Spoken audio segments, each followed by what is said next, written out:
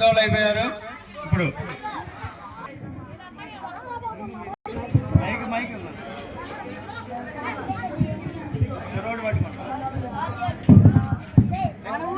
మన ఊరిలో పెద్ద దొంగతనం జరిగింది. వాడిని ఎలాగైనా పట్టుకోవాలి.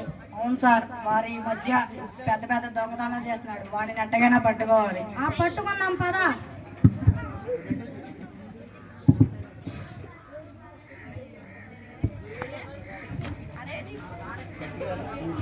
అరే నీకు ఒకటి తెలుసా? ఏంటిదిరా?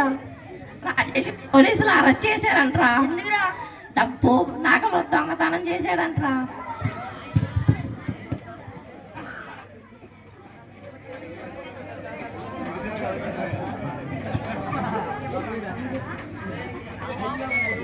ఎందుకురా చదువుకున్నావు? మీ టీచర్లు నీకు సంస్కారం నేర్పలేదా? చిన్నప్పుడే నువ్వు క్రమశిక్షణతో ఉంటే నీవు ఇప్పుడు ఈ పని చేసేవాడివి కాదురా.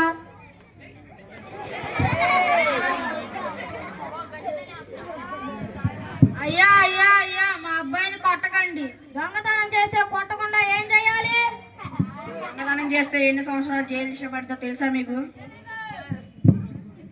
అయ్యో, చిన్నప్పుడే గట్టిగా మందలించి ఉంటే ఘోరం జరిగేదే కాదు. చిన్నప్పుడు ఏమైంది? సారి స్కూల్ పక్కన ఉన్న తోటలో జామకాయలు దొంగతనం చేస్తే టీచర్ గారు కొట్టారని వారిపైన కోట్లాడి తిట్టి బహుమానించేశాను. అయ్యో, ఎంత పని చేసావు! మొక్క వంగఅనేది మానే వంగుతుందా? చిన్నప్పుడే మందలించుకుంటే వీళ్ళ మంచి మార్గంలో నడిచేవాళ్ళు కదా. అవునా, నువ్వే నా జీవితాన్ని సర్వనాశనం చేసింది. అప్పుడే 2 దెబ్బలేసి మందలిస్తుంటే ఈ పాతికి నేను జైల్లో ఉందేమన్నా. అవును, చిన్నప్పుడు స్కూల్లో బెత్తం వాడి ఉంటే ఇప్పుడు లాఠీ వాడవలసి వస్తుందా? టీచర్లు పిల్లలను కొట్టారని ఆవేశపడకుండా ఎందుకు కొట్టారో తెలుసుకుని మీరు కూడా మీ పిల్లల్ని క్రమశిక్షణతో పెరిగేటట్లుగా చూడాలి.